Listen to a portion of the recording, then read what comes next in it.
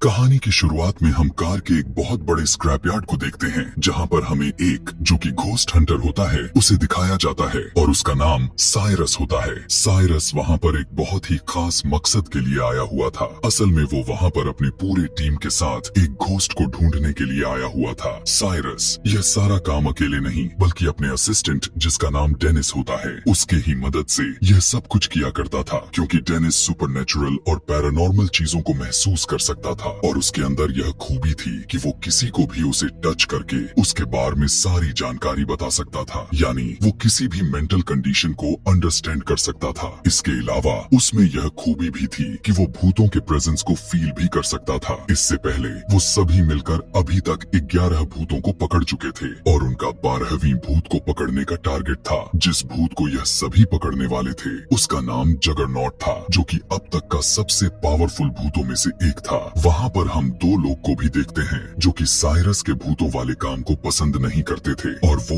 उसे ऐसा करने से मना कर देते हैं, लेकिन साइरस उनकी एक नहीं सुनने वाला था और वो अपनी मिशन के लिए आगे बढ़ जाता है। उन दोनों ने उससे जो भी कहा था उसने उनकी बातों को इग्नोर करके उस भूत को तलाशने लग जाता है और अपनी टीम की मदद से उस पूरे स्क्रैप यार्ड में खून का छिड़काव करवा देता है और उसी के साथ में स्किपर के जरिए मैजिकल वर्ड्स भी प्ले कर देता है। मंत्र को सुनकर कुछ ही देर बाद वो जगरनॉट भूत वहाँ पर आ जाता है। अब क्योंकि जगरनॉट एक बहुत ही खतरनाक भूत था तो वो वहाँ पर आते ही एक एक करके सभी को मारना शुरू कर देता है। साइरस जगरनॉट को कैद करने के लिए अपने साथ एक बहुत ही बड़ा ग्लास बॉक्स भी लाया हुआ था, जिस पर चारों तरफ भूतों को कैद करने के लिए कुछ स्पेल्स भी लिखे गए थे। अब जबकि जगरनॉट सबको मारते हुए फाइनली उस ग्लास बॉक्स में चला जाता है और उसमें कैद हो जाता है, लेकिन इसमें एक कर्ज था और वो यह था कि जब से जगरनॉट वहाँ पर आया हुआ था वहाँ पर हलचल सी मच गई थी। वहाँ की हालात पूरी तरह से बिगड़ने लगे और यही नहीं बल्कि उस टीम के बहुत से सारे लोग अपने जान से हाथ धो बैठे थे और उन मरने वाले लोगों में साइरस भी शामिल हो चुका था। मतलब उसकी टीम का हेड भी अब मारा जा चुका था। इसके बाद यहीं से इस सीन को शिफ्ट करके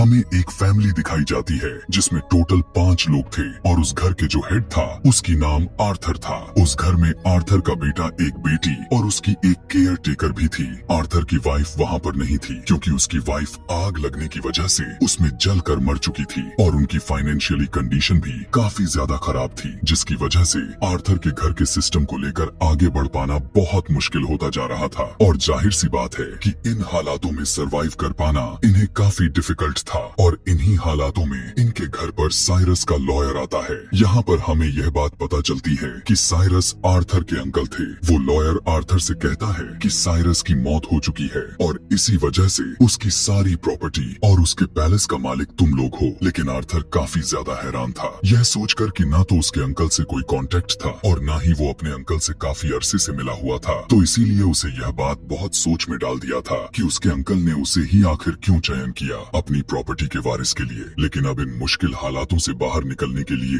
वे सभी उस पैलेस में जाने के लिए प्रेफर करते हैं, क्योंकि सरवाइव करने के लिए उनके पास इसके अलावा कोई ऑप्शन भी तो नहीं था। आर्थर और उसकी फैमिली उस लॉयर के साथ उस पैलेस को एक्सप्लोर करने के लिए जाते हैं। पैलेस के पास जाकर ये लोग देख पाते हैं कि वो सारा का सारा पैलेस ग्लास से बनाया हुआ है और वॉल्स पर कुछ पॉइंट्स भी मेंशन किए गए थे। इस पैलेस के बाहर ये लोग साइरस के असिस्टेंट यानी डेनिस से भी मिलते हैं, जो घर के अंदर घुसने के लिए उन लोगों से झूठ बोल देता है कि मैं तो एक इलेक्ट्रिशियन हूँ। घर में जाने के बाद वो पूरी फैमिली उस घर को अच्छी तरह से एक्सप्लोर करती है, जबकि डेनिस इलेक्ट्रिसिटी को चेक करने के बहाने से चुपके से बाहर बेसमेंट में चला जाता है। बेसमेंट में आकर डेनिस को पता चलता है कि उन लोगों ने मिलकर जिन 12 भूतों को पकड़ा था उन सभी भूतों को यहीं पर कैद करके रखा गया है। असल में डेनिस ने एक क्रिपी ग्लासेस पहन रखी थी, जिसकी वजह से वो उन भूतों को देख पा रहा था। डेनिस को जब यह बात पता चलता है तो वो जल्दी से आकर आर्थर को बता देता है और कहता है कि यहाँ से जितना जल्दी हो सके निकल जाओ, और हवेली के पेपर साइन करने से भी मना कर देता है और साथ में वो अपने बारे में भी बता देता है कि मैं कौन हूँ। लेकिन आर्थर तो उसकी बातों पर विश्वास करने के लिए तैयार ही नहीं था। आगे हम देखते हैं कि वो लॉयर अपने पेमेंट लेने के लिए बेसमेंट की एक रूम में जाता है। सच्चाई तो यह थी कि वो लॉयर भी इन भूतों के बारे में जानता था। लॉयर कैश वाला बैग वहाँ से उठाता है और वो बैग एक लिवर मशीन पर रखा हुआ था और उस बैग को उठाने की वजह से वो बैग ट्रिगर हो जाता है और पूरा पैलेस लॉक्ड हो जाती है और सारे के सारे बॉक्स जिनमें भूतों को कैद किया गया था अब अब वो भी ओपन हो जाते हैं और सारे के सारे भूत एक एक करके आजाद होने लगते हैं। लॉयर जब वहाँ से जा रहा होता है तब उसका सामना एक फीमेल घोस्ट यानी एंग्री प्रिंसेस से हो जाती है और अपनी जान बचाने के लिए उससे डर कर भागने लग जाता है, लेकिन 2 ग्लास में फंस जाने की वजह से उसकी बॉडी के 2 टुकड़े हो जाते हैं। इधर आर्थर के बच्चे इस घर में आकर काफी खुश भी थे और काफी मजे भी कर रहे थे। आर्थर का बेटा खेलते खेलते बेसमेंट में आ जाता है और वो बच्चा भी उस ग्लासेस को पहन लेता है जो डेनिस ने पहना हुआ था, जिसकी वजह से उसे घोस्ट नजर आने लगते हैं और उन भूतों में उसकी मदर का घोस्ट भी था। वो बच्चा डर कर भागने लगता है, लेकिन दीवार से टकरा जाने की वजह से फौरन बेहोश हो जाता है और तभी हम देख पाते हैं कि उस बच्चे को कोई घसीटते हुए लेकर जाने लगता है। इस बच्चे की अचानक से गायब हो जाने की वजह से सारे के सारे लोग परेशान हो जाते हैं और वो लोग उसे ढूंढने लगते हैं। उन बच्चों के केयर टेकर को घोस्ट पर जरा सा भी विश्वास नहीं था। डेनिस उसे भी उस ग्लासेस को पहना देता है, जिसकी वजह से वो भी घोस्ट को देख पा रही थी। उस बच्चे की सिस्टर उसे ढूंढते ढूंढते बेसमेंट में आ जाती है और यहाँ पर उसका सामना सबसे पावरफुल और सबसे खतरनाक घोस्ट से हो जाता है। डेनिस को पता था कि ये घोस्ट जगरनॉट के बाद से सबसे खतरनाक भूत है। वो भूत आर्थर की बेटी को जैसे ही मारने ही वाला था कि तभी वो लेडी दिखाई जाती है जिसे हमने पहले भी देख रखा था। वही लेडी जो साइरस के कामों को डिसलाइक किया करती थी, वो उस भूत को वहाँ से भगा देती है और आर्थर की बेटी को बचा लेती है। वो लेडी कहती है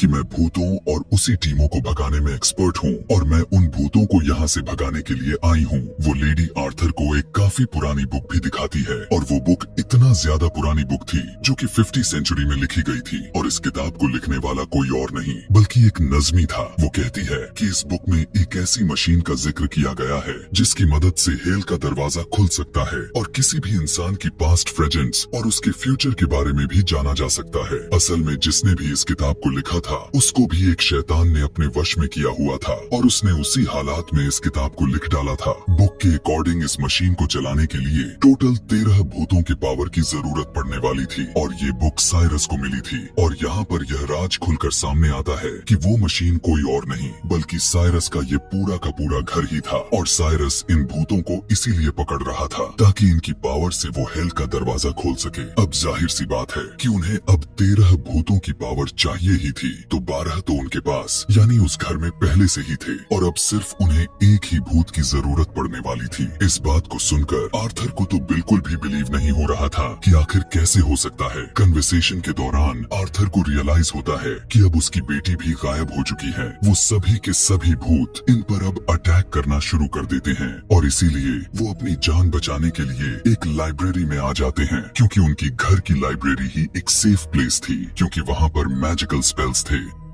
वो लेडी आर्थर से कहती है कि तुम्हारी वाइफ का घोस्ट भी इसी घर में है जो कि भूतों में से चौथे नंबर पर है। वो लेडी आर्थर से कहती है कि जबकि हमें इस मशीन को एक्टिवेट करने के लिए 13 भूत चाहिए और अगर आर्थर खुद को सेक्रीफाइस करके 13वां भूत बन जाता है तो उसके बच्चे बच जाएंगे और सारे भूत पापों से आजाद हो जाएंगे क्योंकि 13वां घोस्ट जिसने भी बनना था उसकी शर्त यह था कि वो खुद को सेक्रीफाइस ही करने वाला हो और उसके अंदर एक सच्चा वाला प्यार हो। और इसी की वजह से चाहे कुछ भी हो जाता पर आर्थर को ही 13वीं भूत बनना था। आर्थर उस लेडी से पूछता है कि इस घर में कौन कौन से भूत कैद हुए हैं। उसके पूछने पर वो लेडी आर्थर को सारे भूतों के बारे में बताने लगती है। Ghost number 1 the first born son, दूसरा था ट्रसो, तीसरा द बाउंड वुमन, फोर्थ था द विदर्ड लवर जो कि आर्थर की वाइफ थी, 5 टॉर्न प्रिंसेस यानी angry princess, 7 the peregrine miss, 8वां the great child, 9 dire mother, 10वां था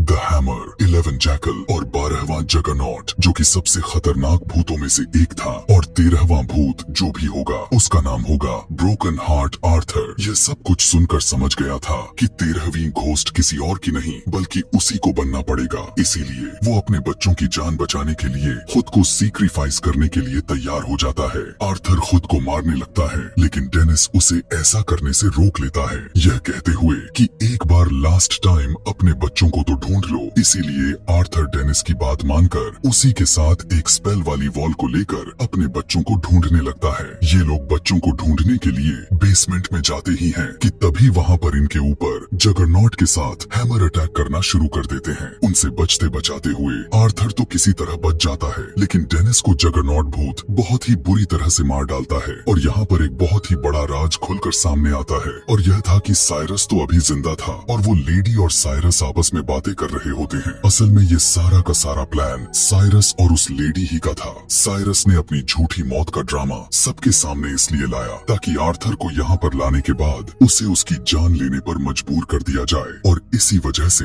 उसने आर्थर के बच्चों को भी किडनैप करवा दिया था और उन्हें कहीं सेफ जगह पर रखा हुआ था। यहाँ पर हम देखते हैं कि उस लेडी को साइरस का यह सब कुछ करना बिल्कुल भी पसंद नहीं आ रहा था, और वो साइरस से कहने लगती है, प्लीज अब तो यह सब कुछ करना बंद कर दो। लेकिन साइरस उसकी एक भी सुनने के बगैर उसे बड़ी ही बेरहमी से मार डालता है, क्योंकि उस लेडी के मरने से उसके 13वीं घोस्ट पूरे हो चुके थे। तो मशीन चल पड़ती है और साइरस मशीन चलने के बाद सारे के सारे भूतों को इकट्ठा करता है, और ये सारे के सारे भूत घूमने वाले मशीन के सामने आकर खड़े हो जाते हैं और मशीन धीरे धीरे चलने लग जाती है। यहाँ पर हम देखते हैं कि साइरस आर्थर के बच्चों को इसी मशीन के सेंटर में रखा हुआ था। यह देखकर आर्थर वहाँ पर आता है और अपनी बच्चों की जान बचाने के लिए अपनी जान की कुर्बानी देने लग जाता है। लेकिन तभी अचानक से उसकी नजर साइरस पर पड़ जाती है। साइरस को जिंदा देखकर आर्थर को गुस्सा आ जाता है और वो उस पर अटैक कर देता है। दूसरी तरफ बच्चों की केयर टेकर मशीन के कंट्रोल रूम में जाकर कंट्रोल एरिया से छेड़छाड़ कर देती है, जिसकी वजह से मशीन टूटने लग जाती है। मशीन टूटने की वजह से सारे भूत एक एक करके आजाद होने लग जाते हैं और सारे के सारे भूत मिलकर साइरस पर अटैक कर देते हैं और साइरस को